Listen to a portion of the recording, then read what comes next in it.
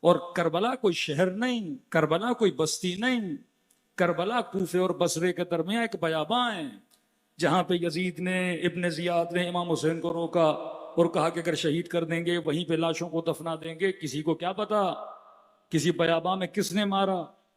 یہ اعلان کر دیا جائے گا، ایک قافلہ تھا، دوسرے قافلے نے اس پہ اٹیک کیا اور وہ لوگ مارے گئے۔ کتنے ملکوں میں کتنے لوگوں کو سینکڑوں کی تعداد میں مارا جاتا ہے، صدیوں کے بعد پتا چلتا ہے۔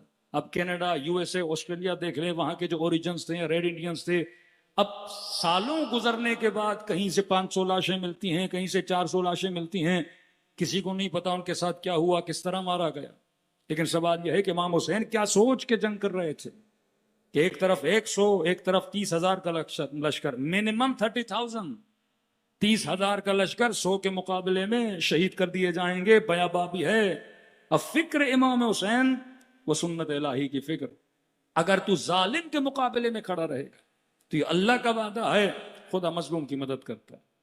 اگر تو خدا پہ توکل کر کے کسی ظالم کے مقابلے میں جاتا ہے، فَيَجْعَلْ لَهُ مَخْرَجًا مِنْ حَيْثُ لَا يَحْتَسِبُ، خدا کہتے ہیں میرا وعدہ ہے، میں وہاں سے راستہ بناتا ہوں جہاں سے کبھی تم نے سوچا بھی نہیں ہے۔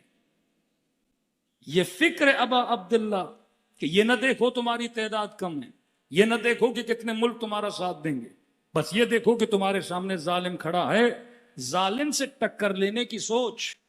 آج امریکہ کا لقب کیا ہے؟ Super power. آپ لفظ دیکھیں، سپر پاور مطلب جس کے پاس سب سے زیادہ پاور۔ اور مسلم سوچ کیا ہے؟ سپر پاور کون ہے؟ پروردگار عالم ہے۔ اگر میں نے مینٹلی اس چیز کو ایکسپٹ کر لیا کہ ایک کنٹری سپر پاور ہے تو میں پھر سپر پاور کے مقابلے میں جانے کا کبھی سوچ ہی نہیں سکتا۔ اگر مڈل ایسٹ میں ساری کنٹریز نے یہ سوچ لیا کہ اسرائیل ناقابل تسخیر ہے، کہ یہ نہ دیکھو کہ اسرائیل کے اندر کوئی بلڈنگ گر رہی ہے، بلڈنگ نہیں گر رہی ہے، فکر یہودی ہے جو گر رہی ہے، یہ فکر صہیونی ہے جو گر رہی ہے۔ یہ شکاز کہ یہ مت سوچو کہ کوئی ناقابل تسخیر ہے، یہ فکر کیا کرو کہ اگر تمہارے اندر جرأت علوی موجود ہے، اگر تمہارے اندر شجاعت حسینی موجود ہے، دنیا کا کتنا بھی بڑا ظالم ہو تم اس کا مقابلہ کر سکتے ہو۔ تاریخ کا مشہور واقعہ ہے، جب عمرو بن عبد وط نے آواز دی محمد ہے کوئی بہادر تو میرے مقابلے میں بھیجو۔ اب مسلمان نے پہلے سے مینٹلٹی بنا لی تھی کہ بھائی یہ بندہ جوڑا سب سے زیادہ طاقتور ہے، کسی نے کہا یہ اونٹنی کا بچہ اٹھا لیتا ہے، کسی نے کہا ایک دن میں ایک بکرا کھا لیتا ہے۔ اب وہ للکار کیے جا رہا ہے، مسلمانوں کی طرف سے کوئی اٹھنے کے لیے تیار نہیں ہے۔ لیکن وہاں پہ کون اٹھا؟